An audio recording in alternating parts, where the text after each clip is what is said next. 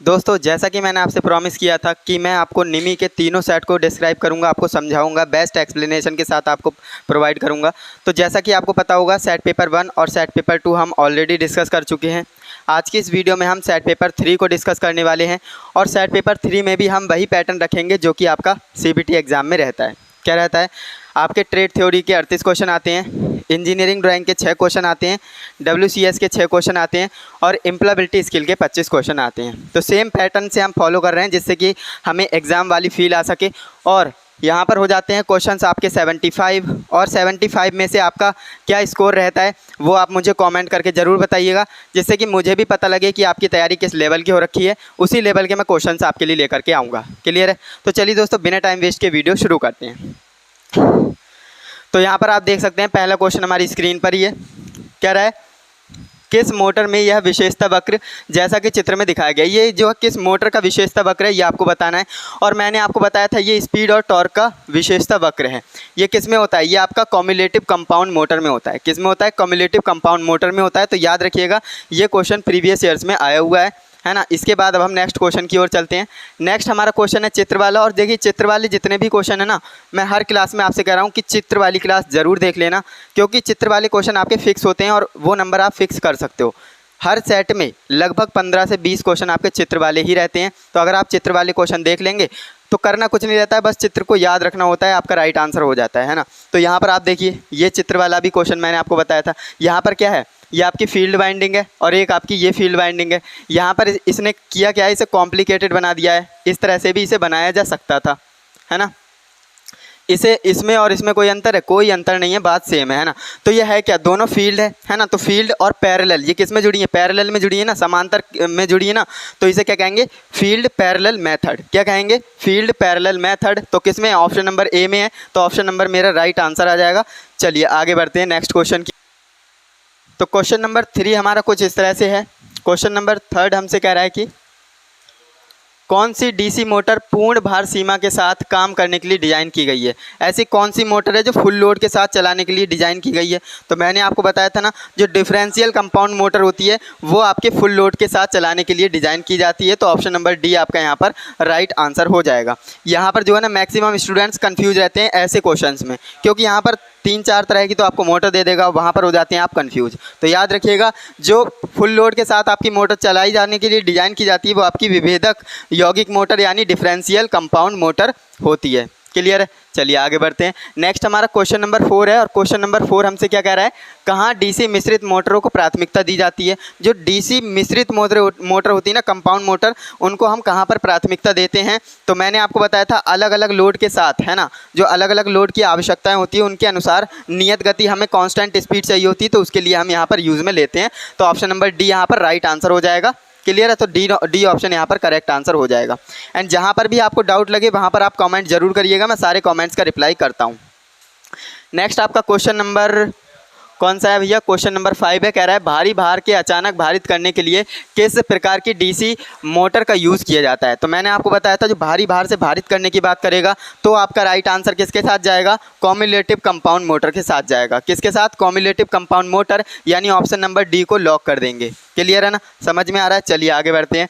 Next हमारा question है यहाँ पर क्वेश्चन नंबर 6, जो कि मोस्ट इंपॉर्टेंट क्वेश्चन है आपके लिए। आपसे कह रहा है जो खाद्य मिश्रण जो मोटर होती हैं, जैसे फूड मिक्सचर ग्राइंडर आपने देखे होंगे, तो फूड मिक्सचर ग्राइंडर में हम किस प्रकार की मोटर का जो गति नियंत्रण है उसका यूज़ करते हैं? स्पीड कंट्रोल मेथड कौन सा यूज़ करते हैं जो फूड मिक्सचर होते हैं उसमें? तो मैंने आपको बताया था उसमें हम टैपिंग मेथड का यूज़ करते हैं। तो जहाँ पर भी आपको टैपिंग दिख रहा है भाई आपका राइट आंसर है। तो ऑप्शन नंबर डी में दिख रहा है ना, तो ऑप्शन नंबर डी आपका राइट आंसर आ जाएगा, series field tapping method. Clear है ना? वहाँ पर हम करते क्या है, जो आपका मिक्सर ग्राइंडर होता है उसमें स्विच लगा होता है, तो एक उस पर पॉइंट बने रहते हैं। 1 पर करेंगे तो धीरे चलेगी, 2 पर करेंगे तो और तेज, 3 पर करेंगे तो और तेज, है ना। तो उसमें क्या कर रहे हैं हम? मैनुअली टैप कर रहे हैं ना, तो इसलिए आपका right answer option number D हो जाएगा। इसके बाद नेक्स्ट हमारा क्वेश्चन नंबर 7 है और क्वेश्चन नंबर 7 हमसे क्या कह रहा है? कह रहा है वाइंडिंग में टेप का क्या उद्देश्य है? वाइंडिंग में टेप का क्या उद्देश्य होता है? तो मैंने आपको बताया था ना, वाइंडिंग में टेप का मतलब होता है कंडक्टर को लपेटना। क्या होता है? कंडक्टर को लपेटना। तो ऑप्शन नंबर सी यहाँ पर राइट आंसर हो जाएगा। क्लियर है? चलिए आगे बढ़ते हैं। नेक्स्ट यहाँ पर क्वेश्चन आ चुका है चित्र से रिलेटेड, और इस सेट में ही आप देखेंगे ना तो काफ़ी सारे क्वेश्चन मैंने चित्र वाले ही लिए हैं। तो यहाँ पर हमारा नेक्स्ट क्वेश्चन है, ये वाला कह रहा है इस चित्र का नाम क्या है। तो यहाँ पर एक ये व्यक्ति है, और ये व्यक्ति क्या कर रहा है भैया, यहाँ पर ये हथौड़ा लेकर के ये मोटर का जो स्टेटर होता है इसमें से कुछ निकाल रहा है। तो उसे क्या कहते हैं, वेजेस को निकालना, है ना। क्या कहते हैं, वेजेस को हटाना या वेजेस को निकालना। ये आपका राइट आंसर जाएगा ऑप्शन नंबर सी के साथ। और यहाँ तक किसी भी स्टूडेंट्स को कोई भी डाउट नहीं होगा, मुझे पूरी उम्मीद है ना। चलिए आगे बढ़ते हैं। नेक्स्ट हमारा क्वेश्चन देखिए, अगेन आपका चित्र वाला क्वेश्चन आ गया, है ना। तो ये हमसे कह रहा है चित्र में दिखाए अनुसार किस प्रकार की आर्मेचर वाइंडिंग दर्शाई गई है। ये आपके लिए कौन सी आर्मेचर वाइंडिंग दर्शाई गई है, ये आपको बताना है। सबसे पहली बात यहाँ पर ये जो लिखा है ना, इसको आपको गौर करना है ना। ये क्या लिखा है, चलिए मैं आपको समझाता हूँ। यहाँ पर YB लिखा है इस तरह से, और यहाँ पर YF लिखा है। तो YF देखिए, Y का मतलब होता है पिच, है ना, इसका मतलब होता है पिच। और ये B का मतलब होता है बैक। क्या होता है, B का मतलब होता है बैक, और F का मतलब होता है फ्रंट। क्या होता है, फ्रंट। और Y का मतलब वही अगेन पिच, है ना। तो यहाँ पर आप मुझे बताइए, जो बैक पिच है, बैक पिच ज़्यादा है और फ्रंट पिच कम है। मतलब फ्रंट पिच कम है तो जो ज़्यादा होता है उसकी तरफ क्या करते हैं, उसके तरफ मुंह खोल देते हैं। तो इस तरह से हो जाएगा, है ना। इस तरह से बैक पिच ज़्यादा है तो इसके लिए जो है इस तरह से मुंह खोल दिया। अब यहाँ पर आप बताइए, जब बैक पिच ज़्यादा हो और फ्रंट पिच कम हो तो उसे क्या कहते हैं, उसे कहते हैं रिट्रोग्रेसिव।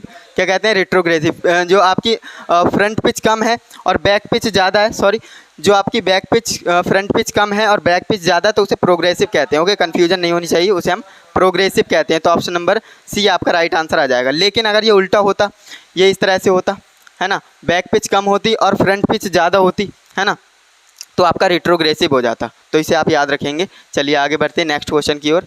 इसमें कन्फ्यूजन नहीं होना चाहिए क्वेश्चन में। तो नेक्स्ट हमारा क्वेश्चन कह रहा है, प्रतिक्षेप के बाद आर्मेचर के लिए किस प्रकार का परीक्षण दर्शाया गया है। ये आपका एक आर्मेचर का परीक्षण दर्शाया गया है। यहाँ पर क्या क्या रखा हुआ है, ये तो आपका ब्लेड है ना, जिसे हम हेक्सा ब्लेड कहते हैं।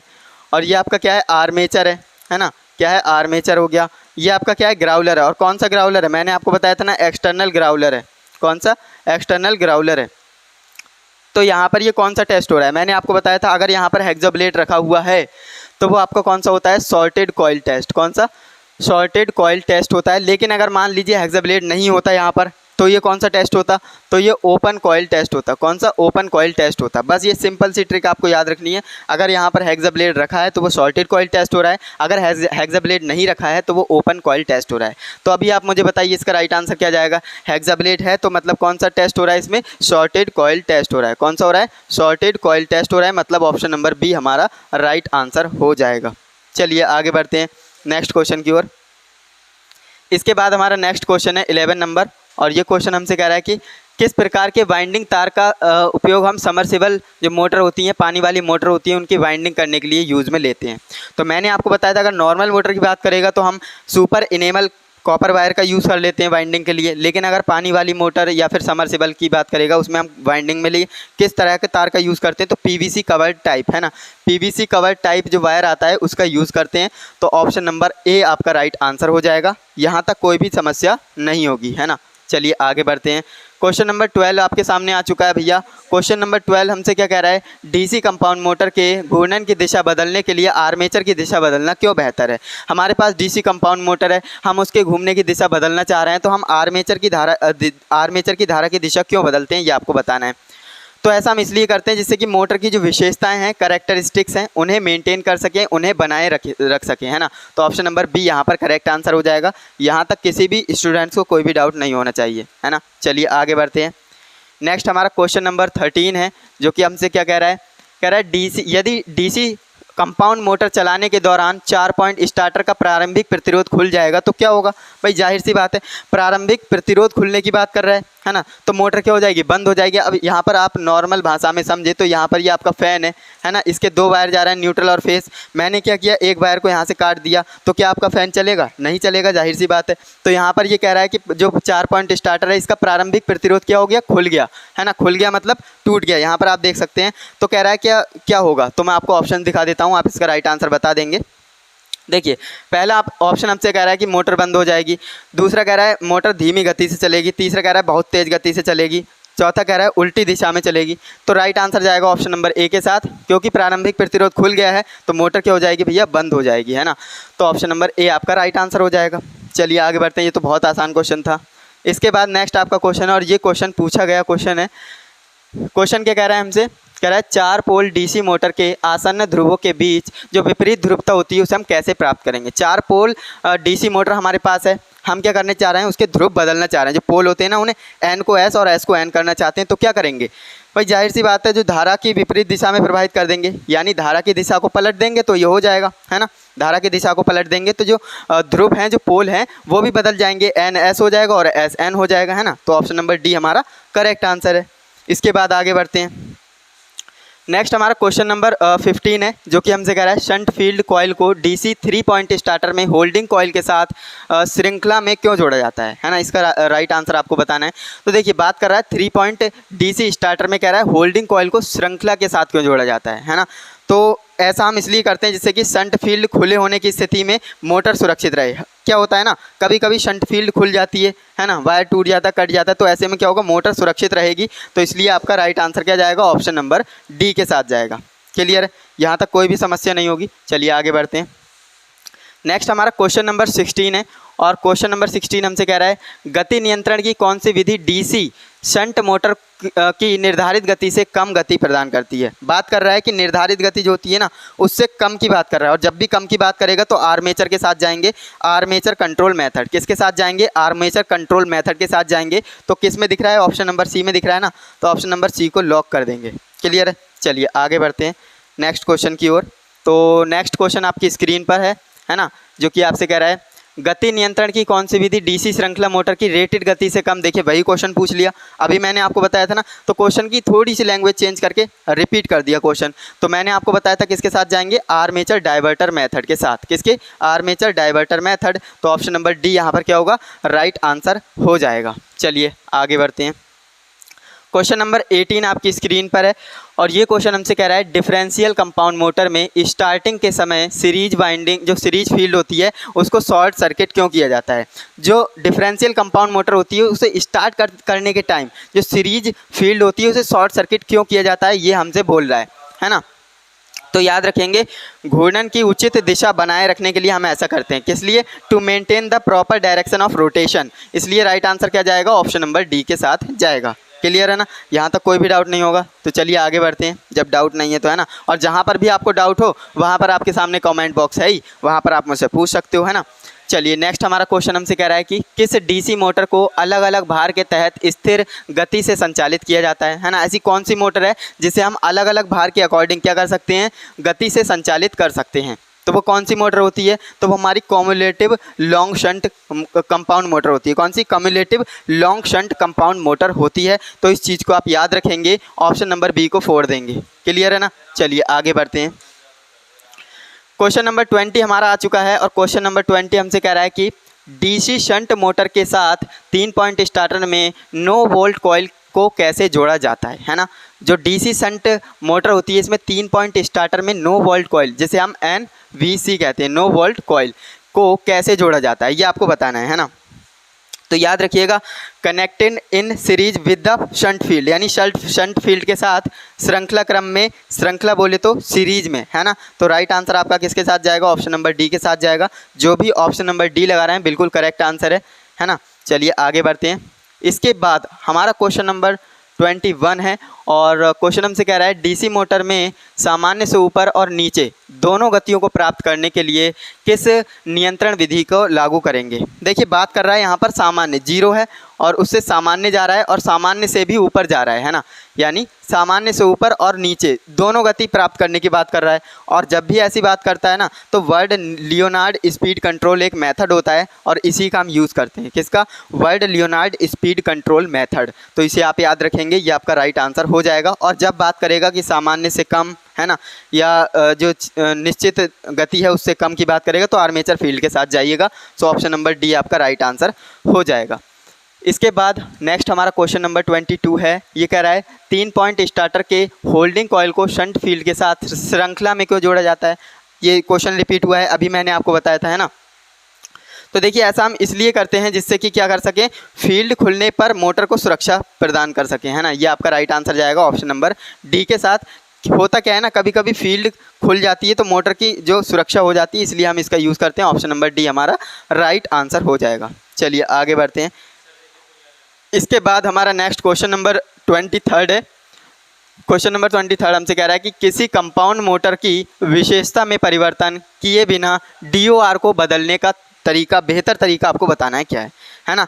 किसी DC मोटर की विशेषताओं में आप कोई छेड़खानी नहीं करेंगे, फिर भी आप क्या करेंगे, उसके DOR में परिवर्तन कर देंगे, है ना।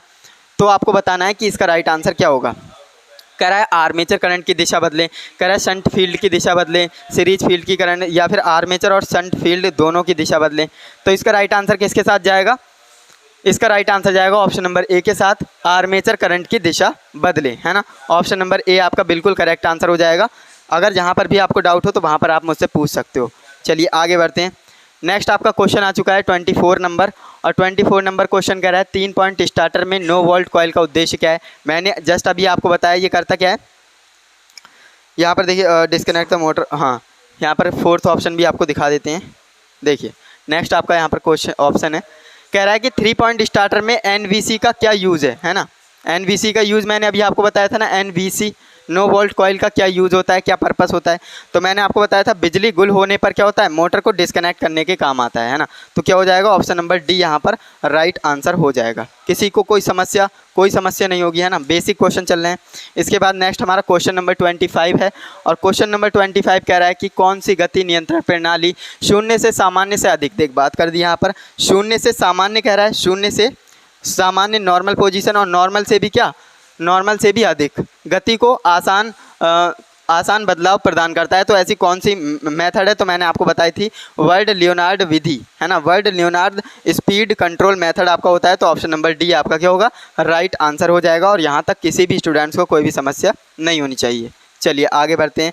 नेक्स्ट हमारा क्वेश्चन नंबर 26 है, और क्वेश्चन नंबर 26 हमसे कह रहा है किस प्रकार की DC आर्मेचर वाइंडिंग में फ्रंट पिच बैक पिच से अधिक है। मतलब ये हमारी पिच हो गई, और F का मतलब फ्रंट, और ये हमारी पिच हो गई, और B का मतलब बैक। कह रहा है कि फ्रंट पिच कैसी है, बैक पिच से कैसी है, अधिक है, यानी फ्रंट पिच बैक पिच से अधिक है, इस तरह से, है ना। फ्रंट पिच अधिक है और बैक पिच क्या है, कम है। तो फ्रंट पिच अधिक और बैक पिच कम जब भी होती है तो वो रेट्रोग्रेसिव जाता है, किसके साथ, रेट्रोग्रेसिव बाइंडिंग के साथ जाता है। तो ऑप्शन नंबर डी 4 देंगे, बिल्कुल राइट आंसर हो जाएगा। अगर ये उल्टा होता, अगर ये इस तरह से कहता कि फ्रंट पिच कम है और बैक पिच ज़्यादा है ना, तो वो आपका क्या हो जाता, वो आपका प्रोग्रेसिव हो जाता। कौन सा, प्रोग्रेसिव बाइंडिंग हो जाता। चलिए आगे बढ़ते हैं। इसके बाद नेक्स्ट आपका क्वेश्चन है, और ये क्वेश्चन मैं आपको देने वाला हूँ होमवर्क में, है ना। ये आपका क्वेश्चन है HW में। 38 क्वेश्चन करा रहा हूँ, तो एक क्वेश्चन होमवर्क में आपको दे रहा हूँ। इसका आंसर को आपको क्या करना है, कमेंट करना है ना। इसका आंसर आपको क्या करना है, कमेंट में बताना है। ये न्यूमेरिकल क्वेश्चन है, इसीलिए मैं आपको यहाँ पर दे रहा हूँ SW में, जिससे कि आप कमेंट करें, और जिसका भी आंसर राइट होगा उसके आंसर को हार्ट प्लस पिन भी कर दिया जाएगा, जिससे कि और भी स्टूडेंट्स को पता लग सके राइट आंसर क्या है। क्लियर है। तो ऐसा नहीं कि आपको सिर्फ ऑप्शन बता देना है कि ABCD, आपको प्रॉपर सॉल्यूशन करके दिखाना है ना। प्रॉपर सॉल्यूशन करके दिखाना है, और जिसका भी सॉल्यूशन करेक्ट होगा उसके आंसर को मैं पिन करने वाला हूँ। ओके, तो ये बात आप याद रखेंगे, इसका आंसर आप कमेंट करिएगा। चलिए आगे बढ़ते हैं। नेक्स्ट हमारा क्वेश्चन नंबर 28 है, और ये क्वेश्चन हमसे कह रहा है वार्निशिंग से पहले नए रिबाउंड आर्मेचर को गर्म क्यों किया जाता है। यानी वार्निशिंग से पहले हम रिबाउंड जो आर्मेचर होता है उसे गर्म क्यों करते हैं। तो भाई जाहिर सी बात है, उसमें जो मॉइस्चराइजेशन होती है ना, उसे कम करने के लिए, है ना, नमी को सुखाने के लिए, है ना। जो नमी होती है, मॉइस्चर होती है, उसे ड्राई करने के लिए। तो ऑप्शन नंबर ए आपका क्या होगा, राइट आंसर जाएगा। क्लियर है। चलिए आगे बढ़ते हैं। तो नेक्स्ट हमारा क्वेश्चन नंबर 29 है, और ये कह रहा है भैया इस नियम को आपको पहचानना है ना। जो आपको चित्र में एक हाथ दिख रहा है ना, ये हाथ किसका है, सबसे पहले ये हाथ किसका है, फ्लेमिंग का है। किसका है, फ्लेमिंग का है। ओके, तो ये कह रहा है हाथ कौन सा है। तो यहाँ पर आप देखिए दिखाए अनुसार नियम का नाम बताना है ना। कौन सा नियम है भाई, जाहिर सी बात है ये बायां हाथ दिख रहा है ना। ये आपको क्या है, बायां हाथ दिख रहा है इस तरह से, तो बाएं हाथ का नियम है ना। अगर दायां हाथ होता तो दाएं हाथ के नियम में होता। तो फ्लेमिंग के बाएं हाथ का नियम, है ना, किसके जाएगा, ऑप्शन नंबर सी के साथ जाएंगे। फ्लेमिंग के बाएं हाथ का नियम देखकर ही पता लग रहा है बायां हाथ है ना। चलिए आगे बढ़ते हैं। नेक्स्ट हमारा क्वेश्चन है यहाँ पर 30 नंबर, जो कि हमसे कह रहा है जो DC मोटर की गति के व्युत्क्रमानुपाती होता है। DC मोटर की गति के व्युत्क्रमानुपाती कौन होता है, इन्वर्सली कौन होता है। तो मैंने आपको बताया था फील्ड फ्लक्स। फील्ड फ्लक्स क्या होता है, DC मोटर की जो स्पीड होती है उसके इन्वर्सली प्रोपोर्शनल होता है ना। तो ए आपका राइट ऑप्शन हो जाएगा। तो इसे आप याद रखेंगे, फील्ड फ्लक्स। चलिए आगे बढ़ते हैं। नेक्स्ट आपका चित्र वाला क्वेश्चन आ रखा है और चित्र वाले क्वेश्चन से पूछेगा ही है ना, बार बार बताने की ज़रूरत नहीं। सर्किट में दर्शाई गई गति नियंत्रण का विधि का नाम बताना है। तो यहाँ पर आप देखेंगे ये आपका क्या है, ये आपका आर्मेचर है ना, ये डीसी सप्लाई दी जा रही है, ये आपका वेरिएबल रेजिस्टेंस लगा है, ये आपकी फील्ड वाइंडिंग है। तो यहाँ पर आप देखेंगे ना, आर्मेचर के सीरीज में ही वेरिएबल रेजिस्टेंस को जोड़ दिया। मतलब क्या हो रहा है, यहाँ पर आर्मेचर कंट्रोल विधि का यूज़ हो रहा है। किसका? आर्मेचर कंट्रोल मेथड का यूज़ हो रहा है। तो किसके साथ जाएंगे? ऑप्शन नंबर बी के साथ जाएंगे। क्लियर है? चलिए आगे बढ़ते हैं नेक्स्ट क्वेश्चन की ओर। और ये सारे के सारे जो चित्र वाले क्वेश्चन है ना, बेस्ट एक्सप्लेनेशन के साथ आपको समझाए हैं, तो उस क्लास को आप ज़रूर देखिएगा, लिंक आपको डिस्क्रिप्शन में मिल जाएगा। नेक्स्ट आपकी क्वेश्चन है, कह रहा है मोटर के वाइंडिंग लीड को इंसुलेट करने के लिए किसका उपयोग किया जाता है? जो मोटर की वाइंडिंग लीड होती है, तार होते हैं, उन्हें इंसुलेट करने के लिए हम क्या करते हैं भाई? जाहिर सी बात है, टेप और पेपर का तो यूज़ करेंगे नहीं। बच्चा क्या? ऑप्शन नंबर बी, यही आपका राइट आंसर है। इसमें क्या कह रहा है? Fibre sleeve. और हम फाइबर स्लीव क्या करते हैं? वायर को पहना देते हैं, जिससे कि वो क्या हो जाता है? इंसुलेट हो जाता है। तो ऑप्शन नंबर बी आपका राइट आंसर हो जाएगा। यहाँ तक किसी भी स्टूडेंट को कोई समस्या नहीं होगी, क्योंकि आपने बहुत सारी वाइंडिंग करी होगी, सेकेंड ईयर में हो, बहुत सारे पंखे आपने बांधे होंगे, है ना। चलिए आगे बढ़ते हैं। नेक्स्ट आपका क्वेश्चन है, वाइंडिंग में प्रयुक्त इंसुलेटिंग सामग्री के लिए इंसुलेशन गुण को बढ़ाने के लिए किसका उपयोग करते हैं, है ना। आपने देखा होगा या आपने कभी वाइंडिंग की होगी, तो वाइंडिंग करने के बाद हम उस पर क्या डाल देते हैं? वार्निश डाल देते हैं। वार्निश क्यों डालते हैं? वार्निश इसलिए डालते हैं जिससे कि जो वायर है ना, वो इधर उधर फैले ना, और दूसरी बात उसका इंसुलेटिंग गुण जो होता है, प्रॉपर्टी होती है, वो बढ़ जाए, है ना, इसीलिए हम करते हैं। तो वार्निश इसका राइट आंसर चला जाएगा, ऑप्शन नंबर डी, है ना। जिसने मोटर बांधी होगी वो तो राइट आंसर बता रहा होगा, लेकिन जिसने मौज मस्ती में ITI करी है तो भैया उसका तो कुछ कहना नहीं, है ना। नेक्स्ट आपका क्वेश्चन नंबर 34 है, जो कि हमसे कह रहा है चित्र में दिखाए अनुसार परीक्षण का नाम बताइए। देखिए वही क्वेश्चन आ गया, मैंने आपको बताया था ये कौन सा ग्राउलर है, ये आपका एक्सटर्नल ग्राउलर है। कौन सा? External Growler. दो तरह के ग्राउलर होते हैं, आपको पता होगा, एक्सटर्नल और इंटरनल, है ना।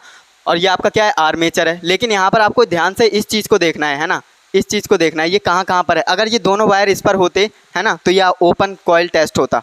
और अगर यहाँ पर ये दोनों वायर यहाँ पर होते और ब्लेड भी रखा होता, तो आपका शॉर्ट कॉइल टेस्ट हो जाता। लेकिन यहाँ पर ना तो ब्लेड रखा है और ना ही दोनों वायर इस पे हैं, एक वायर इस पे है। तो ये कौन सा जाएगा? ये आपका जाएगा कम्यूटेटर ग्राउंडेड, है ना। जो आपका ग्राउंडेड कॉइल टेस्ट आपका राइट आंसर जाएगा। यहाँ पर क्या हो रही है? ग्राउंडिंग की टेस्ट हो रही है, या फिर ग्राउंड तो नहीं है, इसकी टेस्ट हो रहा है। तो ऑप्शन नंबर ए आपका राइट आंसर हो जाएगा। क्लियर है ना। मैंने आपको इस क्वेश्चन को बहुत ही अच्छे से समझाया, क्योंकि इस पर बेस्ड 4-5 क्वेश्चन बनते हैं, है ना। चलिए आगे बढ़ते हैं। नेक्स्ट हमारा क्वेश्चन हमसे कह रहा है, एक तरंग घायल। अब देखिए घायल वगैरह लिख दिया हिंदी में, लेकिन ऐसा कुछ नहीं है। इसका मतलब ये है कि वेव बाउंडेड, है ना, जो वेव बाउंडिंग होती है, वेव बाइंडिंग होती है, उसमें 6 ध्रुव डीसी मशीन में कितने समांतर रास्ते होंगे, ये हमें बताना है। और मैंने आपको एक बात बताई थी कि वाइंडिंग हमारी 2 तरह की होती हैं। कौन कौन सी होती हैं? पहली आपकी लैप बाइंडिंग होती है, और दूसरी आपकी क्या होती है भैया? वेव बाइंडिंग होती है ना। दूसरी आपकी वेव बाइंडिंग होती है। लैप बाइंडिंग में क्या होता है? मैंने आपको बताया था A बराबर P होता है, यानी समांतर रास्ते बराबर होंगे नंबर ऑफ पोल्स के। यहाँ पर क्या होता है? यहाँ पर A बराबर 2 होता है हमेशा, ये हमेशा फिक्स रहेगा, इसमें नंबर ऑफ पोल कितने भी हों, लेकिन समांतर रास्ते हमेशा 2 ही रहेंगे, है ना। ये होता है। एक क्वेश्चन और बनता है यहाँ से, मैं आपको बता देता हूँ। इसमें जो है लो वोल्टेज होता है और इसमें हाई करंट होता है, लेकिन इसमें अपोजिट हो जाएगा, इसमें लो करंट हो जाएगा और हाई वोल्टेज हो जाएगा। तो ये जो 2 चीज़ें मैंने आपको बताई है ना, यहाँ से क्वेश्चन बनता है, तो याद रखिएगा। अभी हमारा क्वेश्चन इससे रिलेटेड बना है ना। कह रहा है 6 पोल हमें दे रखे हैं और जो वेव बाइंडिंग की बात कर रहा है। तो मैंने आपको बताया था नंबर ऑफ पोल मैटर ही नहीं करते हैं। जो हमारी वेव बाइंडिंग है ना, इसमें समांतर रास्ते सिर्फ 2 ही होते हैं, और यहाँ पर समांतर पथ ही पूछे हैं, तो समांतर रास्ते कितने होंगे? 2 होंगे। लेकिन स्टूडेंट्स क्या गलती करते हैं ना, उन्हें ये पता ही नहीं होता है, इसका जो कंसेप्ट है वो पता ही नहीं होता है। तो वो करते क्या है, इसको पोल को यहाँ पर रख देते हैं 6, A बराबर कितना आ गया? 6। तो कुछ स्टूडेंट 6 लगा करके आ जाते हैं, है ना, कुछ स्टूडेंट 8 लगा करके आ जाते हैं, इस तरह से मल्टीप्लाई करके। तो कंफ्यूज मत होइएगा, मैंने आपको जो ये बताया है ना, ये आप याद रखिएगा। लैप बाइंडिंग में A बराबर P होता है, वेब बाइंडिंग में A बराबर 2 होता है हमेशा। क्लियर है। तो यहाँ पर A बराबर 2 ही होगा, है ना। 2 आपका राइट आंसर जाएगा ऑप्शन नंबर A के साथ। ऑप्शन नंबर A 4 देंगे। क्लियर है। चलिए आगे बढ़ते हैं। नेक्स्ट आपका क्वेश्चन आ चुका है स्क्रीन पर, और ये क्वेश्चन हमसे क्या कह रहा है? कह रहा है चित्र में दिखाए गए परीक्षण का नाम बताइए। ये हमारा क्या कम्यूटेटर है, और कम्यूटेटर पर यहाँ पर ये दोनों वायर रख करके ये लैंप है ना, सीरीज टेस्टिंग लैंप, इससे चेक किया जा रहा है। तो क्या चेक कर रहे हैं भैया? ये चेक कर रहे हैं ये शॉर्टेज तो नहीं है, हमारा कम्यूटेटर शॉर्ट तो नहीं है, ये चेक कर रहे हैं। तो ऑप्शन नंबर बी क्या हो जाएगा? यहाँ पर राइट आंसर हो जाएगा, शॉर्टेड कम्यूटेटर टेस्ट। क्लियर है ना। चलिए आगे बढ़ते हैं। इसके बाद नेक्स्ट हमारा क्वेश्चन है 37 नंबर, है ना, 37 नंबर क्वेश्चन हमसे कह रहा है, यदि कॉइल 1 का अंतिम लीड कम्यूटेटर सेगमेंट के माध्यम से एडजेसेंट कॉइल 2 के शुरुआती लीड से जुड़ा है तो वाइंडिंग का नाम क्या होगा। देखिए यहाँ पर बोला है 1 किससे जुड़ा है, 2 से, मतलब गैप बिल्कुल भी नहीं आया। जब भी गैप बिल्कुल नहीं आता है तो वो आपकी कौन सी होती है, सिंप्लेक्स लैप बाइंडिंग होती है। कौन सी, सिंप्लेक्स लैप बाइंडिंग। लेकिन 1 के बाद अगर 3 से जुड़ा होता तो यहाँ पर किसका, 1 का गैप आ रहा है ना, 1 के बाद 3 से जुड़ रहा है मतलब 1 स्लॉट का गैप आ रहा है। जब भी 1 स्लॉट का गैप आता है तो वो आपकी डुप्लेक्स लैप बाइंडिंग होती है ना। अगर 4 से जुड़ता मतलब 2 का गैप आ रहा है और 2 का गैप आएगा तो मतलब ट्रिप्लेक्स लैप बाइंडिंग होगी। अगर 5 से जुड़ता तो किसका, 3 का गैप आ रहा है और 3 का गैप आएगा तो क्वाडप्लेक्स लैप बाइंडिंग होगी। ये मैंने जो अभी बात बताई है इस पर भी न्यूमेरिकल क्वेश्चन बनता है ना। तो 1 के बाद 2 से जुड़ रहा है मतलब simplex lap binding. Web binding नहीं होगी, इसे आप याद रखिएगा। देखिए यहाँ पर सिंप्लेक्स वेब बाइंडिंग भी दे रखा है तो सिंप्लेक्स लैप बाइंडिंग होगी, है ना। प्रीवियस वीडियो में मुझसे यही मिस्टेक हो गई थी, मैंने जो है सिंप्लेक्स लैप बाइंडिंग बोला था लेकिन मैंने ऑप्शन ये लगा दिया था, है ना। तो याद करेक्ट कर लीजिएगा, ऑप्शन नंबर ए आपका राइट आंसर है, सिंप्लेक्स लैप बाइंडिंग। क्लियर है, चलिए आगे बढ़ते हैं। इसके बाद ट्रेड थ्योरी का हमारा लास्ट क्वेश्चन है और ये क्वेश्चन हमसे कह रहा है कि स्लॉट लाइनर के मुड़े हुए किनारों का नाम क्या है। तो स्लॉट लाइनर के जो मुड़े हुए किनारे होते हैं ना तो उन्हें हम क्या कहते हैं, कफिंग कहते हैं। क्या कहते हैं, कफिंग कहते हैं। तो इसे भी आप याद रखेंगे, ऑप्शन नंबर डी हमारा राइट आंसर हो जाएगा। तो आपने जो है ट्रेड थ्योरी के यहाँ पर कितने क्वेश्चंस को कवर कर लिया है, ट्रेड थ्योरी के आपने 38 क्वेश्चंस को कवर कर लिया है। अब इसमें से कितने क्वेश्चन सही हैं, अपना स्कोर है ना, अपना स्कोर मुझे कमेंट में ज़रूर बताइए जिससे कि मुझे आपका स्कोर पता लगे। अब देखिए जितने भी सही जा रहे हैं उतने ही आप बताइएगा, ऐसा नहीं कि आप 38 में से 38 बता रहे हो। हाँ अगर सही गए हैं तो ज़रूर आप बताइएगा, लेकिन रियल और जेन्युइन स्कोर आपको बताना है ना। तो अपना स्कोर ज़रूर कमेंट करिएगा। अब हम शुरू करने जा रहे हैं क्या, WCS यानी वर्कशॉप कैलकुलेशन एंड साइंस। चलिए अब हम स्टार्ट करने जा रहे हैं वर्कशॉप कैलकुलेशन एंड साइंस और इसके आपको 6 क्वेश्चन CBT एग्जाम में देखने को मिलते हैं। अगर आप 6 में से 6 सही करना चाहते हो तो इसके ऊपर अलग सेपरेट वीडियो भी मैंने बनाई है, इंजीनियरिंग ड्राइंग और वर्कशॉप कैलकुलेशन की, है ना। तो वो आप एक मैराथन देख सकते हो, आधे घंटे में आपके 24 नंबर फिक्स हो जाएंगे, है ना। चलिए यहाँ पर क्वेश्चन नंबर 1 हमसे कह रहा है कि SP का विस्तारित रूप, SP की फुल फॉर्म पूछ रहा है ना। SP की फुल फॉर्म क्या होती है, सेलेक्टेड प्राइस होती है, ऐसा तो नहीं है। स्पेशल प्राइस होती है, नहीं। सुपर प्राइस होती है, नहीं। सेलिंग प्राइस, बिल्कुल करेक्ट, ऑप्शन नंबर सी हमारा बिल्कुल करेक्ट आंसर है, सेलिंग प्राइस। जो SP होता है ना इसकी फुल फॉर्म होती है सेलिंग प्राइस। और एक आपको CP भी याद रखिएगा, CP की फुल फॉर्म होती है कॉस्ट प्राइस। क्या होती है, कॉस्ट प्राइस। चलिए आगे बढ़ते हैं।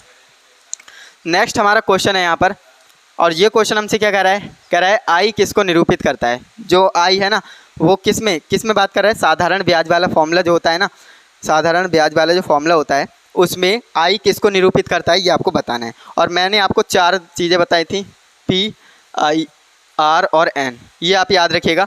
P से प्रिंसिपल, I से इंटरेस्ट, R से रेट और N से ईयर। तो ये आप याद रखेंगे 4 चीज़ें, ये पूछेगा ही पूछेगा, है ना। तो यहाँ पर प्रिंसिपल आई पूछ रहा है ना, तो आई का मतलब क्या होता है, इंटरेस्ट। तो किसके साथ जाएगा, ऑप्शन नंबर बी के साथ जाएगा, ऑप्शन नंबर बी हमारा करेक्ट आंसर है। इसके बाद नेक्स्ट हमारा क्वेश्चन नंबर 41 है और ये क्वेश्चन हमसे क्या कह रहा है, साधारण ब्याज में प्रिंसिपल को किस तरह से निरूपित करते हैं। देखिए वही क्वेश्चन पूछ लिया ना, साधारण ब्याज में प्रिंसिपल को किस तरह से, P से निरूपित करते हैं। भाई जाहिर सी बात है, ऑप्शन नंबर ए आपका राइट आंसर चला जाएगा, है ना। इसके बाद नेक्स्ट हमारा क्वेश्चन है, ये हमसे क्या कह रहा है, साधारण ब्याज में साल को कैसे निरूपित करते हैं, है ना। तो मैंने आपको बताया था साल को हम N से निरूपित करते हैं, तो इसमें तो कोई लॉजिक है नहीं, इसलिए मैं थोड़ा सा फास्टली इन क्वेश्चंस को ले रहा हूँ, है ना। और बाकी मैंने आपको ये क्वेश्चंस बिल्कुल डिटेल में करा रखे हैं। नेक्स्ट आपका क्वेश्चन आपसे कह रहा है कि किसी विशिष्ट कार्य या प्रक्रिया के में विभिन्न मात्राओं और व्यय की गणना करने के लिए हम प्रयोग में ली जाने वाली शब्दावली कौन सी होती है। तो उसे हम क्या कहते हैं, आकलन कहते हैं, एस्टिमेशन कहते हैं। क्या कहते हैं, आकलन या एस्टिमेशन कहते हैं। तो ऑप्शन नंबर ए आपका करेक्ट आंसर हो जाएगा। यहाँ तक आपको डाउट नहीं होना चाहिए, है ना। चलिए आगे बढ़ते हैं। इसके बाद नेक्स्ट आपका क्वेश्चन है जो कि WCS का लास्ट क्वेश्चन है ना, 6 नंबर क्वेश्चन कह रहा है कौन सा प्राधिकरण दरों की अनुसूची को प्रकाशित करता है। ऐसी कौन सी अथॉरिटी है जो कि रेट को पब्लिश करती है ना। तो मैंने आपको बताया था वो आपका क्या है, गवर्नमेंट डिपार्टमेंट होना चाहिए, लेकिन इसमें ऑप्शन ही नहीं दिया है ना। दरों की प्रकाशित करता है। तो प्राइस कैटलॉग, देखिए यहाँ पर किया क्या है, ऐसा आपको CBT एग्जाम में देखने को नहीं मिलेगा, लेकिन यहाँ पर जो है मिसप्रिंट हो रखा है। देखिए प्राइस कैटलॉग इंग्लिश में लिखा है और हिंदी में लिखा है सरकारी विभाग, है ना, जो कि बिल्कुल दूर दूर की बातें हैं। तो याद रखिएगा सरकारी विभाग इसका राइट आंसर जाएगा, ऑप्शन नंबर डी। इसलिए मैं मान रहा हूँ क्योंकि यहाँ पर गवर्नमेंट डिपार्टमेंट नहीं दिया है ना। तो सरकारी विभाग आपका राइट आंसर जाएगा, जो कि क्या करता है, विभिन्न दरों की क्या करता है, प्राधिकरणों की दरों की अनुसूची को प्रकाशित करता है। ऑप्शन नंबर डी हमारा राइट आंसर जाएगा, गवर्नमेंट डिपार्टमेंट यानी सरकारी विभाग। अब हम शुरू करने जा रहे हैं इंजीनियरिंग ड्राइंग को, और इसके भी आपको 6 क्वेश्चंस आपके एग्जाम में देखने को मिलेंगे और 6 के 6 आपको सही करके आने हैं। नेक्स्ट आपका क्वेश्चन आपसे कह रहा है सुरक्षात्मक उपकरण कौन सा है, और मैंने आपको बता रखा है कि सुरक्षात्मक उपकरण उसे कहते हैं जो आपके उपकरण की सुरक्षा करे, हैं, जाहिर सी बात है। तो यहाँ पर आप बताइए, रजिस्टर क्या सुरक्षा करेगा उपकरण की? ऐसा तो नहीं है। मैग्नेट वो अलग ही चीज़ हो गई है ना। कैपेसिटर क्या करता है? वो तो स्टोर करता है करंट को, है ना, तो ये तो अलग ही चीज़ हो गई। तो यहाँ पर right answer option number A जाएगा, फ्यूज़। अब ये कैसे जाएगा तो मैंने आपको इसे डिटेल में समझाया था। जैसे मान लीजिए ये मेरे पास फ्यूज़ है ना, और फ्यूज़ की क्या होती है भैया, रेटिंग होती है कुछ 2 एम्पियर 3 एम्पियर। मान लीजिए मेरे पास 2 एम्पियर का फ्यूज़ है ना, और करंट आ गया अचानक से 10 एम्पियर का, है ना, तो क्या होगा? क्या ये वायर सहन कर पाएगा? नहीं कर पाएगा। यहाँ से वायर कट जाएगा, टूट जाएगा, जिससे होगा क्या, ये हाई करंट पास नहीं हो पाएगा, और मेरे आगे जो भी इंस्ट्रूमेंट लगे पड़े हैं, डिवाइसेस लगे हैं, जैसे एलईडी फैन वगैरह जो भी लगा है वो बच जाएगा, है ना। इसलिए जो है फ्यूज क्या होता है, उपकरण होता है एक क्या होता है, सुरक्षात्मक उपकरण होता है। जैसे एक एग्जाम्पल सिंपल सा समझाऊँ तो एक ये व्यक्ति है ना, इसकी कैपेसिटी है 2 रोटी खाने की, है ना, और आप इसे अगर अचानक से 10 रोटी खिलाएंगे तो क्या होगा, खा तो लेगा लेकिन क्या होगा, बीमार हो जाएगा, है ना। तो इस तरह से आप समझ सकते हो। चलिए नेक्स्ट क्वेश्चन देख लेते हैं। नेक्स्ट आपका क्वेश्चन नंबर 46 है, कह रहा है बिना स्विच पी के मुख्य फ्यूज बोर्ड का नाम चिन्ह का बताना है आपको, और ये चिन्ह मैंने आपको बता रखा है। बिना स्विच के बात करेगा ना, तो आपका राइट आंसर जाएगा ऑप्शन नंबर सी के साथ, है ना। ऑप्शन नंबर सी क्या है आपका, ये है। इसमें क्या होता है, देखिए आयत होता है ना, आयत में कुछ शेडिंग कर दी जाती है और इस तरह से एक और आयत हो जाता है। तो ये आपका राइट आंसर जाएगा ऑप्शन नंबर सी के साथ। इसके बाद नेक्स्ट आपका क्वेश्चन है, कह रहा है इलेक्ट्रिकल और इलेक्ट्रॉनिक सर्किट में माइक्रोफोन सामान्य के लिए उपयोग किए जाने वाला प्रतीक। अब यहाँ पर जो है ये प्रतीक जरूर पूछता है, और 2 तरह से पूछेगा। देखिए इस तरह से होगा, है ना, और एक इस तरह से होगा। आप कहेंगे ये तो सेम है, सेम नहीं है, ये आपका इस तरह से होता है ना। तो अगर यहाँ पर ये इस तरह से बना है ना, तो ये क्या है, देखिए बीच में आपका संधारित्र है, और संधारित्र को हम नॉर्मल भाषा में क्या कह देते हैं, है ना, गांव वाली लैंग्वेज में कंडेंसर। तो ये आपका कंडेंसर माइक्रोफोन हो जाएगा, और ये आपका नॉर्मल माइक्रोफोन रहेगा। तो यहाँ पर मैं ऑप्शंस आपको दिखा देता हूँ। तो ये आपका ऑप्शन नंबर डी करेक्ट आ जाएगा, क्योंकि यहाँ पर सामान्य माइक्रोफोन पूछा था, इसलिए आपका ये इस तरह से। अगर कंडेंसर माइक्रोफोन पूछता तो यहाँ पर इस तरह से संधारित्र बना देता। क्लियर है ना। तो ऑप्शन नंबर डी यहाँ पर राइट आंसर हो जाएगा। किसी भी स्टूडेंट्स को कोई भी समस्या नहीं हो रही होगी। इसके बाद नेक्स्ट हमारा क्वेश्चन नंबर 48 है, और ये हमसे कह रहा है प्रत्यक्ष और प्रत्यावर्ती करंट के लिए प्रतीक को पहचानना है आपको। अब यहाँ पर देखिए जल्दबाजी में स्टूडेंट्स करते क्या है, यहाँ पर प्रत्यक्ष और प्रत्यावर्ती लिखा है ना, तो वो सिर्फ ये या फिर सिर्फ ये ऑप्शन मार करके आ जाते हैं, है ना। तो आपको याद रखना है कि आपका डीसी है और ये आपका एसी है, लेकिन इसने डीसी और एसी दोनों को पूछा है ना, तो दोनों वाला ऑप्शन ही आपको लगा करके आना है। तो मैं आपको दिखा देता हूँ किस ऑप्शन में है। ऑप्शन नंबर सी में आपको दोनों देखने को मिल रहे हैं ना, तो ये आपका राइट आंसर आ जाएगा ऑप्शन नंबर सी, क्योंकि इसमें देखिए ये डीसी है ना, ये आपका डीसी हो गया और ये आपका एसी हो गया। क्लियर है ना। तो इसलिए आपको ध्यान से क्वेश्चन को पढ़ना है। नेक्स्ट आपका यहाँ पर क्वेश्चन आ चुका है, जो कि आपसे कह रहा है सिंगल पोल एमसीबी पहचानिए कौन सी है। तो मैंने आपको बताया था सिंगल पोल एमसीबी कौन सी होती है। आपको वायर की संख्या को काउंट करना है। यहाँ पर 4 वायर इन हो रहे हैं, 4 वायर आउट हो रहे हैं, मतलब ये 4 पोल एमसीबी है। कौन सी है, 4 पोल एमसीबी है ना। इसके बाद नेक्स्ट हमारी कौन सी एमसीबी है, यहाँ पर देखिए 2 वायर इन हो रहे हैं, 2 वायर आउट, मतलब 2 वायर एमसीबी है। यहाँ पर 1 वायर इन और 1 वायर आउट, मतलब यही हमारा राइट आंसर है ऑप्शन नंबर सी, जो कि क्या है, सिंगल पोल एमसीबी है ना। 1 वायर इन होगा, 1 वायर आउट, ये आपके सिंगल पोल एमसीबी कहलाएगी। इसके बाद नेक्स्ट हमारा क्वेश्चन है, ये गेट से रिलेटेड आया है, और यहाँ पर आप ध्यान से देखेंगे तो हमसे पूछ रहा है कि निम्नलिखित में से नॉट गेट कौन सा है। नॉट गेट आपको पहचानना है कौन सा है। तो यहाँ पर ये आपका ये तो देखिए गेट है ही नहीं, है ना। ये गेट के बीच में इसलिए डाल दिया है जिससे कि स्टूडेंट कंफ्यूज हो, जिससे कि ये दोनों सेम लगे। ये तो आपका डायोड है, क्या है, डायोड है। तो इसको तो आप वैसे ही एलिमिनेट कर दीजिए। गेट यहाँ पर पूछ रहा है ना, तो ये आपका और गेट है, ये आपका एंड गेट है ना, और ये आपका नॉट गेट है, ये आपका नॉट गेट है। कौन सा पूछ रहा था आपसे, नॉट गेट पूछ रहा था ना। ये आपका राइट आंसर चला जाएगा ऑप्शन नंबर ए। क्लियर है, यहाँ तक कोई भी दिक्कत नहीं होगी। चलिए आगे बढ़ते हैं। इसके बाद अब हमारी शुरू हो जाती है एम्प्लॉयबिलिटी स्किल, जो कि सभी ट्रेड के लिए कॉमन होती है। आप किसी भी ट्रेड से हैं, अब यहाँ से आप वीडियो देख सकते हैं, क्योंकि एम्प्लॉयबिलिटी स्किल सारी ट्रेड्स में कॉमन रहती है। तो हमसे क्या कह रहा है, निम्नलिखित में से कौन सी वर्कप्लेस के भीतर इनफॉर्मल स्थितियाँ हैं। इनफॉर्मल मतलब जो इनफॉर्मली बात करते हैं, जैसे फाइलों के साथ कार्य करना, या फिर डेस्कटॉप के साथ कार्य करना, या फिर लैपटॉप के साथ कार्य करना, या फिर कैंटीन में भोजन करना। तो देखिए कैंटीन में आप भोजन करते हो तो अपने दोस्तों से वगैरह से कैसे बोलते हो, इनफॉर्मली बोलते हो ना, और सुना कैसा चल रहा है ऐसा वगैरह, है ना। तो वो क्या है, आपका क्या है, इनफॉर्मल है ना। तो ऑप्शन नंबर डी आपका राइट चला जाएगा, क्योंकि इसमें इनफॉर्मल पूछा था। इनफॉर्मल कौन सा है, बाकी ये सब क्या है, ये सब फॉर्मल है। ओके, चलिए आगे बढ़ते हैं। नेक्स्ट हमारा क्वेश्चन नंबर 52 है और ये क्वेश्चन हमसे कह रहा है कि वर्क प्लेस पर इनफॉर्मल कम्युनिकेशन के क्या लाभ हैं।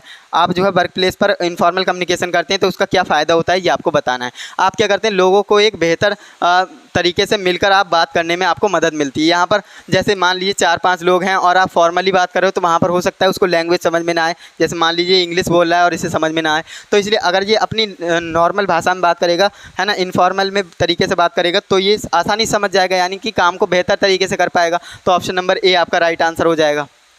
क्लियर है ना। इसके बाद नेक्स्ट हमारा क्वेश्चन नंबर 53 है और ये क्वेश्चन हमसे कह रहा है किसी कोवर्कर के साथ इनफॉर्मल कन्वर्जेशन में दी गई जानकारी में से एक है, तो ये आपको बताना है।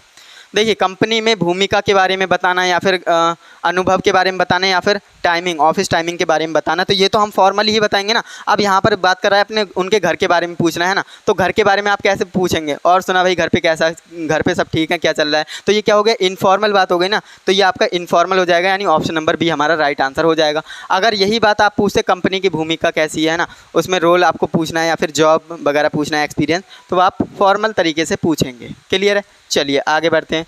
नेक्स्ट हमारा क्वेश्चन है, यदि कोई सहकर्मी किसी कार्य के लिए सहायता मांगता है तो आप कैसे प्रतिक्रिया देंगे।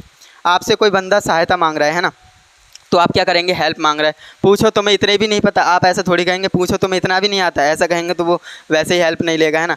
क्या आप ऐसा कहेंगे, मैं इस समय बहुत बिजी हूँ, ऐसा भी नहीं कहना है, क्योंकि वो हेल्प मांग रहा है तो उसे हेल्प देंगे ना। इसके लिए यहाँ पर बोला है कि ईमेल के माध्यम से एक औपचारिक अनुरोध। अब बताइए, उसे हेल्प अभी चाहिए और आप कह रहे हो कि ईमेल लिखकर भेज, तो इतनी देर में तो उसका पता नहीं क्या हो जाएगा। तो नेक्स्ट आपका राइट आंसर जाएगा ऑप्शन नंबर सी के साथ। आप कहेंगे ज़रूर मैं मदद कर सकता हूँ, आपको किस चीज़ की ज़रूरत है। ये बिल्कुल सही तरीका है, इस तरह से आपको रिएक्ट करना है, तो ऑप्शन नंबर सी आपका राइट आंसर हो जाएगा। इसके बाद नेक्स्ट आपका क्वेश्चन कह रहा है कार्यस्थल पर शिष्टाचार यानी एटिकेट क्या है। कार्यस्थल जो वर्क प्लेस होता है उसके एटिकेट क्या होते हैं। तो देखिए, काम के बाहर रोजमर्रा के शिष्टाचार या फिर उचित व्यवहार और कार्यस्थल, बिल्कुल ऑप्शन नंबर बी ही हमारा करेक्ट है, क्योंकि देखिए इसमें उचित व्यवहार है, प्रॉपर बिहेवियर, और वर्क प्लेस एटिकेट यानी प्रोफेशनलिज्म, ये आपका राइट आंसर जाएगा ऑप्शन नंबर बी के साथ। क्लियर है। इसके बाद नेक्स्ट हमारा क्वेश्चन नंबर 56 है। ये हमसे क्या कह रहा है, निम्नलिखित में से किसे कार्यस्थल पर उचित व्यवहार माना जाता है। नियमित रूप से काम में देरी होना, ऐसा आप करेंगे तो ये तो कोई अच्छी बात है नहीं, है ना। मीटिंग के दौरान दूसरों के बीच में रोकना, ये भी गलत बात है। फ़ोन पर ऊंची आवाज़ में बात करना, ये भी गलत बात है। आपको करना क्या है, कार्यस्थल को क्या करना है, स्वच्छ बनाए रखना है। जहाँ पर आप काम करते हो वहाँ पर साफ़ सफाई बनाए रखना है, ये सबसे बढ़िया जो है वर्क प्लेस एटिकेट होता है। तो ऑप्शन नंबर डी आपका यहाँ पर राइट आंसर हो जाएगा। इसके बाद क्वेश्चन नंबर 57 है और ये क्वेश्चन हमसे क्या कह रहा है, अच्छे कार्यस्थल कौशलों में से एक है, आपको बताना है अच्छा कार्यस्थल कौशल कौन सा है। कार्यस्थल को साफ़ सुथरा रखना, यही आपका राइट आंसर होगा, क्योंकि फ़ोन पर ऊंची आवाज़ में बात करना ये सही बात नहीं है। डेस्क पर टैप टैप करना ये भी सही नहीं है। समय पर ऑफिस नहीं पहुंचना, ये भी गलत बात है ना। तो राइट आंसर आपका ऑप्शन नंबर ए हो जाएगा। और वर्कशॉप जो आपकी एम्प्लॉयबिलिटी है ना, इसमें आप जितने ज़्यादा क्वेश्चन को एलिमिनेट करेंगे, है ना, ऑप्शन को एलिमिनेट करेंगे, आप राइट आंसर तक पहुँच जाएंगे, ऐसा होता है इसमें। किसी ऑफिशियल मीटिंग में निम्नलिखित में से कौन सा कार्यस्थल उचित शिष्टाचार दर्शाता है, ये आपको बताना है। फ़ोन की जांच करना और मैसेज का उत्तर देना, या फिर कोवर्कर के साथ बातचीत करना, या फिर मीटिंग में स्पीकर मतलब जो बोलने वाला है ना उसे बीच में रोकना, या फिर फ़ोन को साइलेंट मोड पर रखकर डिस्कशन में सक्रिय रूप से भाग लेना। आप खुद बताइए, अगर आप एक ऑफिशियल मीटिंग में बैठे होंगे तो क्या आप फ़ोन बार बार चेक करेंगे, ऐसा तो नहीं है। आप कोवर्कर के साथ बातचीत करेंगे, ऐसा भी नहीं है। आप जो स्पीकर है उसे रोकेंगे, ऐसा भी नहीं है। आप क्या करेंगे, सबसे पहले अपने फ़ोन को साइलेंट मोड पर लगाएंगे, उसके बाद जो डिस्कशन हो रहा है उसे एक्टिव रूप से आप सुनेंगे। तो ऑप्शन नंबर डी आपका बिल्कुल करेक्ट आंसर हो जाएगा। क्लियर है। चलिए आगे बढ़ते हैं। इसके बाद नेक्स्ट हमारा क्वेश्चन नंबर 59 है और ये क्वेश्चन हमसे कह रहा है, यदि सहकर्मी यानी कोवर्कर किसी अन्य सहकर्मी के बारे में गॉसिप कर रहे हैं तो आपको क्या करना चाहिए। क्या करना चाहिए मतलब क्या फील करना चाहिए। तो देखिए, आपको ये फील करना चाहिए कि गॉसिप करना कार्यस्थल पर अनुचित व्यवहार है, बिल्कुल सही। कार्यस्थल पर आप गॉसिप नहीं कर सकते, तो ऑप्शन नंबर ए आपका राइट आंसर चला जाएगा, है ना। चलिए आगे बढ़ते हैं। नेक्स्ट हमारा क्वेश्चन नंबर 60 है और ये क्वेश्चन हमसे कह रहा है कि निम्नलिखित में से कौन सा कथन अच्छी टीम वर्क को दर्शाता है। अच्छी टीम वर्क को कौन दर्शा रहा है, सारे विचार अपने तक ही सीमित रखना, या फिर टीम के साथियों के प्रयासों की आलोचना करना, या फिर एक समान लक्ष्य की एक दिशा में। हाँ बिल्कुल सही, ऑप्शन नंबर सी हमारा करेक्ट आंसर है। कह रहा है एक समान लक्ष्य की दिशा में मिलकर एक साथ काम करना, ये आपका राइट आंसर चला जाएगा, ऑप्शन नंबर सी। इसके बाद नेक्स्ट हमारा क्वेश्चन है 61 नंबर और ये क्वेश्चन हमसे कह रहा है कि टीम वर्क के लिए, है ना, टीम वर्क के लिए निम्नलिखित में से क्या आवश्यक है। टीम वर्क के लिए क्या आवश्यक होता है? उचित कम्युनिकेशन, है ना, प्रॉपर कम्युनिकेशन आपको आना चाहिए। तो ऑप्शन नंबर ए आपका राइट आंसर चला जाएगा। यहाँ तक कोई भी समस्या आपको नहीं होगी, है ना। इसके बाद नेक्स्ट हमारा क्वेश्चन है 62 नंबर। ये हमसे कह रहा है टीम के अन्य साथियों के साथ किसी प्रोजेक्ट पर काम करते समय इनमें से एक अच्छा टीम प्लेयर बनता है। तो वो कौन बनता है? जब दूसरे लोग आपकी बात नहीं सुनते हैं, गुस्सा आना, या फिर टीम को तेज़ी से काम करने के लिए मदद करना, आइडियाज़ शेयर करना, या फिर ये सोचना कि हम कभी गलती नहीं कर सकते, या फिर टीम के साथियों के आइडियाज़ को। देखिए इसका राइट आंसर जाएगा ऑप्शन नंबर बी के साथ, टीम को तेज़ी से काम करने में मदद करना और आइडियाज़ को शेयर करना। तो ऑप्शन नंबर बी हमारा बिल्कुल करेक्ट आंसर हो जाएगा। इसके बाद नेक्स्ट क्वेश्चन की ओर चलते हैं। तो नेक्स्ट हमारा क्वेश्चन है 63 नंबर। कह रहा है आपकी टीम ने एक चुनौतीपूर्ण प्रोजेक्ट सफलतापूर्वक तैयार कर लिया है, आपको सफलता का जश्न कैसे मनाना चाहिए, है ना। कोई आपका जो है डिफ़िकल्ट जो प्रोजेक्ट था, आपने उसे ईजिली, चैलेंजिंग वाला प्रोजेक्ट है, उसे ईजिली सक्सेसफुली आपको कंप्लीट कर लिया। तो आपको क्या कहना है? ये कहना कि तुमने सब कुछ किया है और दूसरों की प्रशंसा नहीं करना, ऐसा नहीं है ना। किसी भी एरर के बारे में समूह को दोष देना, ये भी गलत बात है। सेलिब्रेट ना करना, तो सेलिब्रेट तो करना चाहिए, है ना।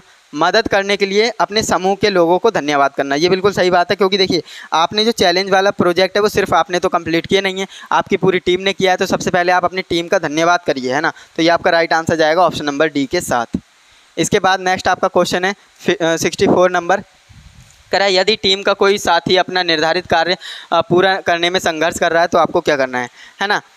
तो वर्क प्लेस पर आप और आपका एक कोवर्कर है, आप दोनों काम कर रहे हैं, लेकिन आपको दिख रहा है कि सामने वाला काम नहीं कर पा रहा है ना, वो चैलेंज को फेस कर रहा है ना। तो आपको क्या करना चाहिए? उसके संघर्ष को नज़रअंदाज हमें इग्नोर तो नहीं करना है। उनके टास्क को पूरा करने के लिए उन्हें हेल्प और सपोर्ट ऑफर करना, बिल्कुल सही बात है। आपको दिख रहा है जब वो नहीं कर पा रहा है ना, तो आप उसे कहिए कि मैं किस तरह से आज तेरी मदद कर सकता हूँ, है ना। तो ऑप्शन नंबर बी आपका राइट आंसर चला जाएगा। इसके बाद 65 नंबर हमारा क्वेश्चन है। कह रहा है प्रौद्योगिकी में तेज़ी से क्या हो रहा है भैया? बदलाव हो रहा है ना, बदलाव से प्रभावित हो रहा है। तो वो कौन प्रभावित होगा? Future of work. क्या होगा? फ्यूचर ऑफ वर्क प्रभावित हो रहा है, नेचर ऑफ वर्क नहीं होगा। तो इसे आप याद रखेंगे, ऑप्शन नंबर ए हमारा राइट आंसर चला जाएगा। नेक्स्ट हमारा 66 नंबर क्वेश्चन है, आप किन तरीक़ों से अपनी टेक्नोलॉजी स्किल में सुधार कर सकते हैं? क्या आप हैंडवर्क करने से कर सकते हैं, रीडिंग बुक्स से कर सकते हैं, या फिर सोशल सर्विस से कर सकते हैं? नहीं, आप क्या कर सकते हैं? सोशल मीडिया, ऑनलाइन जो डिजिटल टूल होते हैं उनका जितना ज़्यादा यूज़ करेंगे आप अपनी टेक्नोलॉजी स्किल को बढ़ा सकते हैं, है ना। तो ऑप्शन नंबर डी हमारा राइट आंसर हो जाएगा। इसके बाद नेक्स्ट हमारा क्वेश्चन है 67 नंबर, और ये हमसे कह रहा है कि गिग अर्थव्यवस्था क्या है? गिग अर्थव्यवस्था क्या होती है? ये जो है एक कार्य का एक सिस्टम होता है जहाँ पर लोग क्या करते हैं? पार्ट टाइम के रूप में क्या करते हैं? काम करते हैं। तो ऑप्शन नंबर ए आपका यहाँ पर राइट आंसर चला जाएगा। क्लियर? गिग इकोनॉमी उसी को ही कहा जाता है, गिग अर्थव्यवस्था। नेक्स्ट हमारा क्वेश्चन हमसे कह रहा है गिग श्रमिकों के लिए नौकरी खोजने का शानदार तरीका क्या है? गिग श्रमिकों को क्या करना चाहिए? ऑनलाइन प्लेटफॉर्म और ऐप्स को ढूंढना चाहिए, है ना, उस पर नौकरी मिलने के चांसेस ज़्यादा रहेंगे। तो ऑप्शन नंबर बी आपका यहाँ पर राइट आंसर हो जाएगा। इसके बाद नेक्स्ट हमारा क्वेश्चन है 69 नंबर, और ये क्वेश्चन हमसे कह रहा है कि निम्नलिखित में से कौन सा एक स्वरोजगार विचार है, ये आपको बताना है। स्वरोजगार विचार कौन सा है? फ्रीलांसिंग, टेलरिंग, या फिर बुटीक ऑनर, या फिर होम कैटरिंग। तो देखिए जितने भी मैंने आपको अभी बोले हैं ना, ये सारे क्या हैं? सारे आपके स्वरोजगार हैं, यानी खुद का बिजनेस खोलने के तरीके हैं। तो ऑप्शन नंबर डी यहाँ पर क्या होगा? राइट आंसर हो जाएगा। क्लियर है? इसके बाद नेक्स्ट क्वेश्चन की ओर चलते हैं। तो नेक्स्ट हमारा क्वेश्चन नंबर 70 है। ये हमसे कह रहा है काम के स्थानांतरण का क्या अर्थ है? माइग्रेशन का क्या अर्थ होता है, ये आपको बताना है। देखिए यहाँ पर कह रहा है कि उद्योग को स्थानांतरित करना, नौकरी ढूंढने के लिए किसी दूसरे शहर में जाना, है ना, दूसरे स्थान पर जाना। तो बिल्कुल सही, यही आपका राइट आंसर है। क्योंकि देखिए नौकरी ढूंढने के लिए आप किसी दूसरे स्थान पर जाते हो, मतलब माइग्रेशन की ज़रूरत पड़ेगी। तो यही आपका क्या होगा? राइट आंसर होगा ऑप्शन नंबर बी। इसके बाद हमारा नेक्स्ट क्वेश्चन है जो कि हमारा 71 नंबर क्वेश्चन है ना। ये क्वेश्चन हमसे क्या कह रहा है? प्रवास करने से पहले विचार करने योग्य महत्वपूर्ण कारक कौन सा है, ये आपको बताना है। प्रवास से पहले आप क्या करते हैं? जीवन यापन की लागत को देखते हैं ना, कॉस्ट ऑफ लिविंग। तो ऑप्शन नंबर सी आपका बिल्कुल राइट आंसर हो जाएगा। क्लियर है? चलिए आगे बढ़ते हैं। इसके बाद 72 नंबर हमारा क्वेश्चन है, और ये हमसे कह रहा है कि स्किल डिजिटल प्लेटफॉर्म क्या है, ये आपको बताना है ना। तो स्किल डिजिटल प्लेटफॉर्म क्या है? सीखने और करियर संसाधन के लिए एक मंच है जहाँ पर आपको लर्निंग और करियर रिसोर्सेज मिलते हैं। तो ऑप्शन नंबर बी यहाँ पर राइट आंसर हो जाएगा। इसके बाद नेक्स्ट हमारा क्वेश्चन नंबर 73 है, जो कि हमसे कह रहा है एक डिजिटल सीवी बनाना और उसे क्यूआर कोड के माध्यम से साझा करना क्या कहलाता है? यानी मान लीजिए आपने एक रिज्यूमे बनाया है ना, और आपने क्यूआर के मदद से उसे शेयर कर दिया, तो वो आपकी एक डिजिटल आइडेंटिटी कहलाती है। कौन सी? डिजिटल आइडेंटिटी, मतलब ये आपकी डिजिटल पहचान। तो ऑप्शन नंबर ए यहाँ पर करेक्ट आंसर हो जाएगा। इसके बाद सेकेंड लास्ट क्वेश्चन है हमारी इस वीडियो का, जो कि हमसे क्या कह रहा है, जैव कचरों को फेंकने से पहले कागज़ और प्लास्टिक को अलग अलग करना क्या कहलाता है? आप कचरा फेंकते हो तो वहाँ पर प्लास्टिक को अलग कर देते हो, कागज़ को अलग कर देते हो, तो ऐसा करना क्या कहलाता है? ग्रीन माइंडसेट कहलाता है। ग्रीन माइंडसेट किसे कहते हैं? जो पर्यावरण की संरक्षण करता है ना, उसकी हेल्प करता है। तो ऑप्शन नंबर बी हमारा करेक्ट आंसर हो जाएगा। इसके बाद लास्ट क्वेश्चन है हमारी इस वीडियो का, जो कि कह रहा है ग्रीन माइंडसेट के लिए अच्छा अभ्यास क्या है, ये आपको बताना है। तो हर समय एयर कंडीशनर चालू करना है, ऐसा भी नहीं है। हर समय लाइट ऑन करना है, ये भी सही बात नहीं है। कचरे को अलग करें और उसे पुनर्चक्रित करें, ये बिल्कुल सही बात है। जो प्लास्टिक हो उसे अलग कर दीजिए और जो आपका कागज़ है उसे अलग कर दीजिए, ये बिल्कुल सही तरीका है। Option number D. तो इस तरह से आपने देखा आज की इस वीडियो में हमने 75 क्वेश्चंस को डिस्कस किया, जो कि निमी का सेट पेपर 3rd था। इस तरह से अगर आप तीनों सेट पेपर कंप्लीट कर लेते हो तो बिल्कुल आप अपना स्कोर अच्छा कर सकते हो। बाकी आपको करना क्या है, अपना स्कोर है ना, अपना स्कोर मुझे कमेंट करके ज़रूर बताइए, क्योंकि मैं आपके स्कोर को जानना चाहता हूं, है ना, जिससे कि मुझे भी पता लगे आपकी तैयारी कैसी हो रखी है। आप चाहें तो इस तरह से बता सकते हैं, ट्रेड थ्योरी में कितने सही हैं, है ना, ईडी में कितने सही हैं, WCS में कितने सही हैं और एम्प्लॉयबिलिटी में कितने सही हैं, है ना। बाकी अगर आपको हमारी वीडियो अच्छी लगी तो वीडियो को लाइक करें, अपने दोस्तों के साथ ज़रूर शेयर करिएगा, जिससे कि उनका भी फ़ायदा हो सके, जिससे कि वो भी एग्ज़ाम में पास हो सके, है ना। बाकी हम मिलते हैं नेक्स्ट इंटरेस्टिंग इन्फॉर्मेटिव वीडियो के साथ। तब तक के लिए जय हिंद, वंदे मातरम।